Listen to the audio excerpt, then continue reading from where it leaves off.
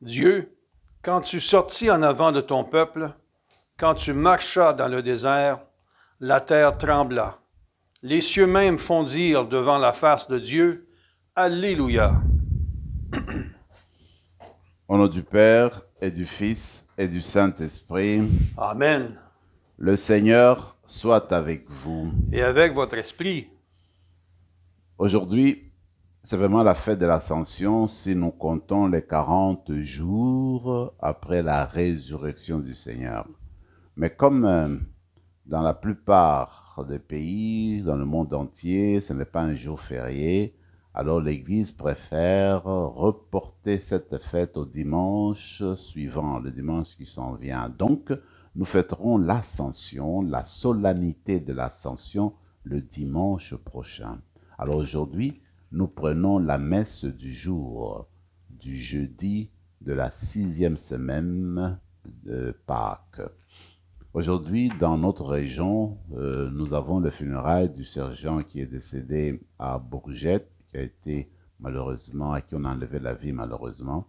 Alors on va penser à sa famille, penser à ses amis, penser à tout le corps policier qui vont faire mémoire de lui et qui vont prier pour lui dans la journée d'aujourd'hui. Nous allons célébrer cette messe en communion avec toutes ces personnes-là. Commençons par nous tourner vers la miséricorde de Dieu, celui qui nous invite à la vie, celui qui nous invite à vivre la vraie fraternité dans notre monde d'aujourd'hui.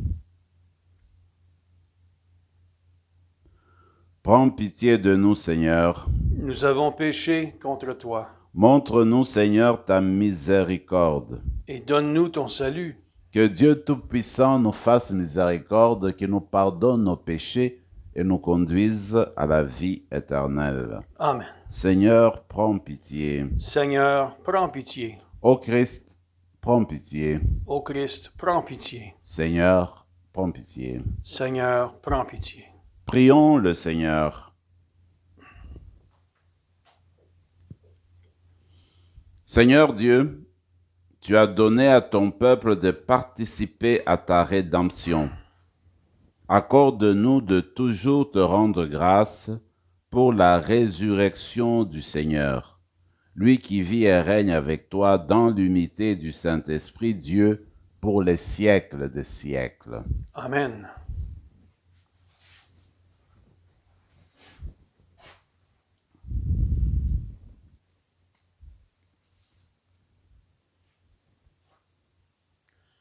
Du livre des Actes des Apôtres. En ces jours-là, Paul s'éloigna d'Athènes et se rendit à Corinthe. Il y trouva un Juif nommé Aquila, originaire de la province du Pont, récemment arrivé d'Italie, ainsi que sa femme Priscille. L'empereur Claude, en effet, avait pris la décision d'éloigner de Rome tous les Juifs. Paul entra en relation avec eux. Comme ils avaient le même métier, il demeurait chez eux et y travaillait, car ils étaient, de leur métier, fabricants de tentes. Chaque sabbat, Paul discutait à la synagogue et s'efforçait de convaincre aussi bien les Juifs que les Grecs. Quand Silas et Timothée furent arrivés de Macédoine, Paul se consacra entièrement à la parole, attestant aux Juifs que le Christ, c'est Jésus. Devant leur opposition et leurs injures, Paul secoua ses vêtements et leur dit : « Que votre sang soit sur votre tête. Moi, je n'ai rien à me reprocher. Désormais, j'irai vers les païens. » Quittant la synagogue, il alla chez un certain Titius Justus, qui adorait le Dieu unique. Sa maison était tout à côté de la synagogue. Or, Crispus, chef de synagogue, crut au Seigneur, avec toute sa maison. Beaucoup de Corinthiens, en apprenant cela, devenaient croyants et se faisaient baptiser. Parole du Seigneur. Nous rendons grâce à Dieu. Le Seigneur a fait connaître sa victoire et révélé sa justice aux nations. Le Seigneur a fait connaître sa victoire et révélé sa justice aux nations. Chantez au Seigneur un chant nouveau, car il a fait des merveilles. Par son bras très saint et sa main puissante, il s'est assuré la victoire. Le Seigneur a fait connaître sa victoire et révélé sa nation et révélé sa justice aux nations. Le Seigneur a fait connaître sa victoire et révélé sa justice aux nations. Il s'est rappelé sa fidélité, son amour, en faveur de la maison d'Israël. Le Seigneur a fait connaître sa victoire et révélé sa justice aux nations. La terre tout entière a vu la victoire de notre Dieu. Acclamez le Seigneur, terre entière. Sonnez, chantez et jouez. Le Seigneur a fait connaître sa victoire et révélé sa justice aux nations. Alléluia, Alléluia. Je ne vous laisserai pas orphelin, dit le Seigneur. Je reviens vers vous et votre cœur se réjouira. Alléluia.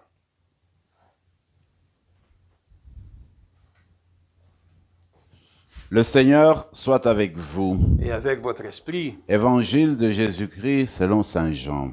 Gloire à toi, Seigneur. En ce temps-là, Jésus disait à ses disciples, « Encore un peu de temps, et vous ne me verrez plus. Encore un peu de temps, et vous me reverrez. » Alors certains de ses disciples se dirent entre eux, « Que veut-il nous dire par là? Encore un peu de temps, et vous ne me verrez plus. Encore un peu de temps, et vous me reverrez. Et puis, je m'en vais auprès du Père. » Il disait donc, que veut dire un peu de temps? Nous ne savons pas de quoi il parle. Jésus comprit qu'ils voulaient l'interroger et leur dit, « Vous discutez entre vous parce que j'ai dit, encore un peu de temps et vous ne me verrez plus. Encore un peu de temps et vous me reverrez. Amen, amen, je vous le dis, vous allez pleurer et vous lamenter, tandis que le monde se réjouira. Vous serez dans la peine, mais votre peine s'échangera en joie. Acclamons la parole de Dieu. Louange à toi, Seigneur Jésus.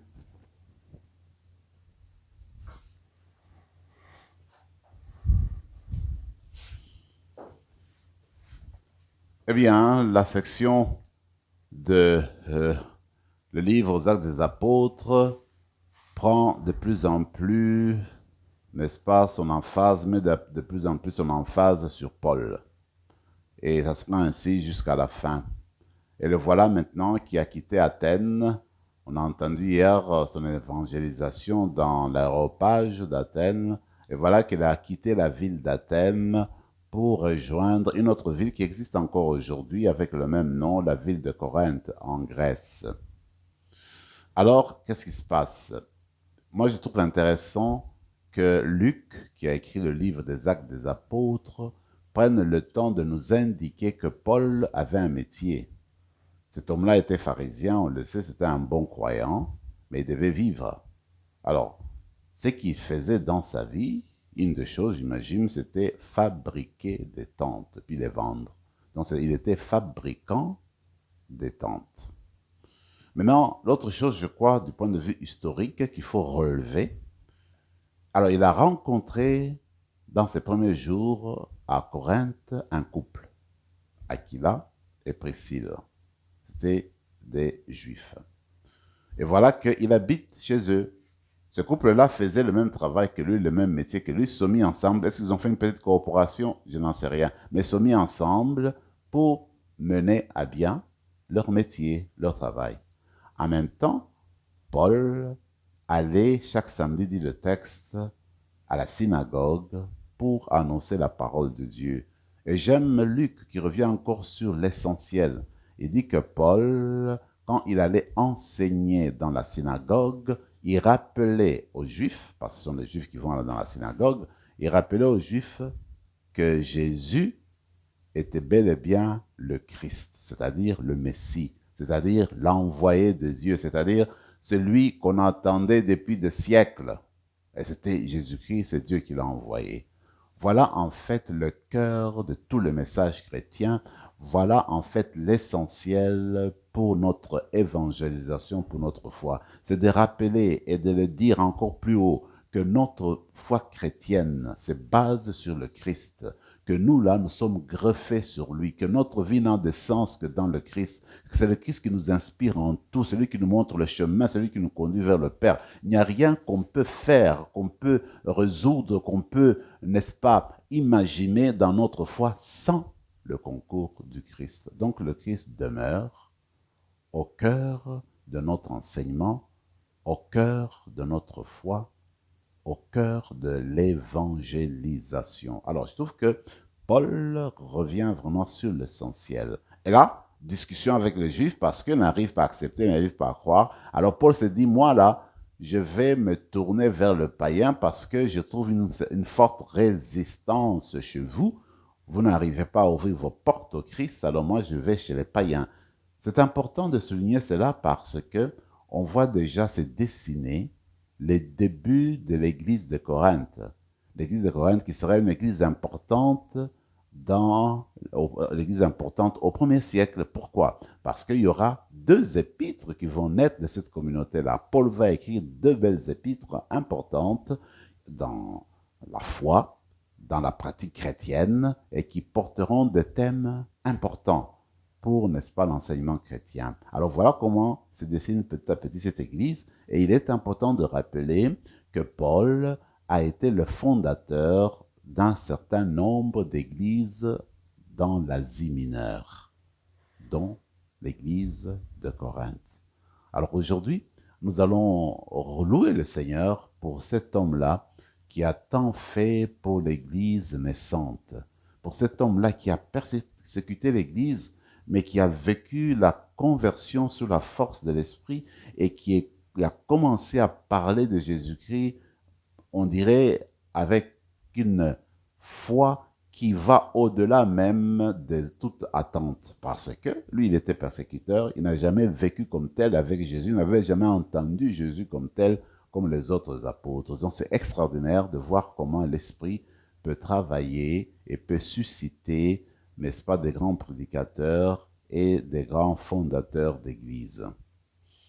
Dans le texte d'aujourd'hui, dans l'Évangile, eh bien, c'est toujours le discours de Jésus après la scène, la dernière scène. C'est le discours d'adieu.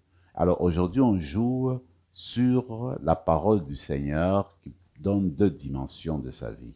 Il dit, voilà, vous là, vous allez être tristes. En fait, il parlait de sa mort et de sa résurrection. Voilà, avec un peu de temps, vous ne me verrez plus. Puis, après un peu de temps, vous me reverrez. En fait, les apôtres n'y comprenaient rien. Et peut-être qu'ils ont retenu seulement la première partie et vous ne me verrez plus. Ils sont entrés dans la tristesse, dans l'incompréhension. Mais qu'est-ce qui se passe? Où est-ce qu'il s'en va? Il nous parle de sa mort, mais alors, qu'est-ce qu'on va devenir nous autres?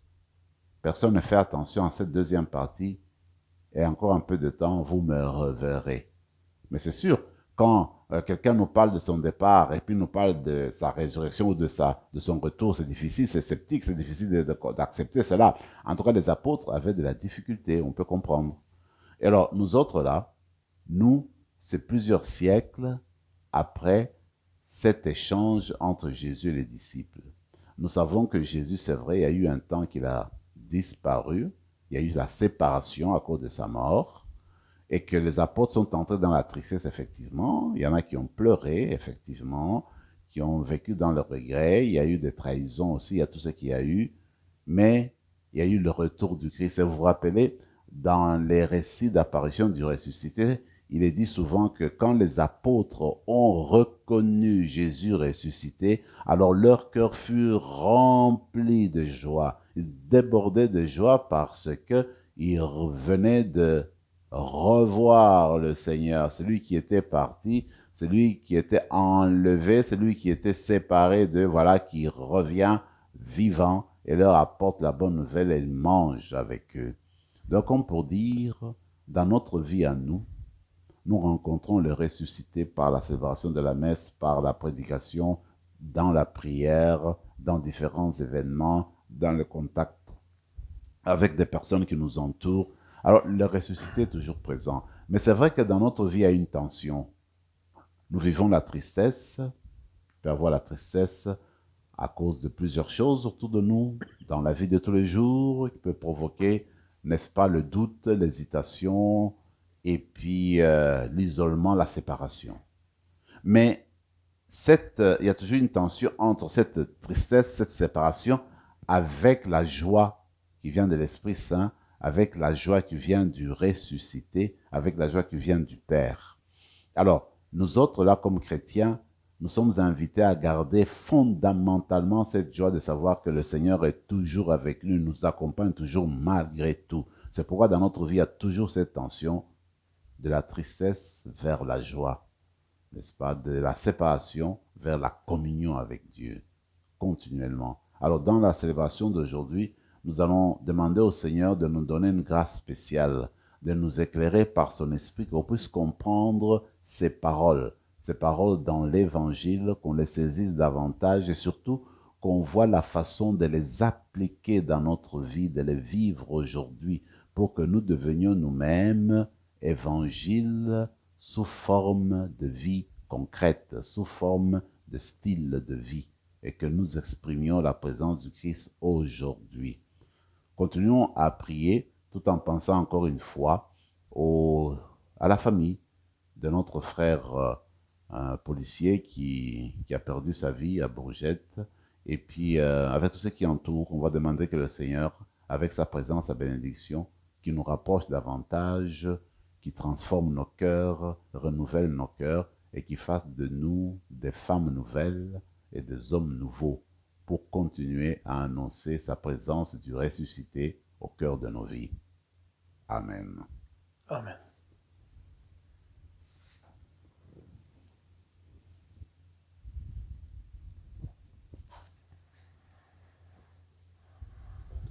Tu es béni, Seigneur, Dieu de l'univers, toi qui nous donnes ce pain, fruit de la terre et du travail des hommes et des femmes. Nous te le présentons, il deviendra le pain de la vie.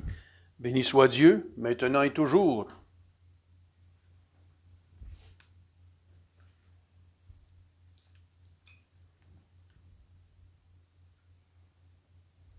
Comme cette eau se mêle au vin pour le sacrement de l'Alliance, puissions-nous être unis à la divinité de celui qui a pris notre humanité.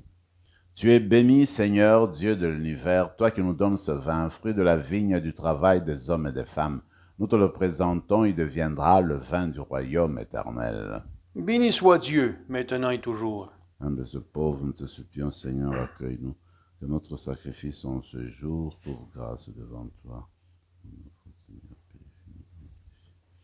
Prions ensemble, mes frères et mes sœurs, au moment d'offrir le sacrifice de toute l'Église. Pour la gloire de Dieu et le salut du monde. Que nos prières montent vers toi, Seigneur. Avec ces offrandes pour le sacrifice, dans ta bonté, purifie-nous, et nous serons mieux préparés au sacrement de ton amour infini, par le Christ, notre Seigneur. Amen.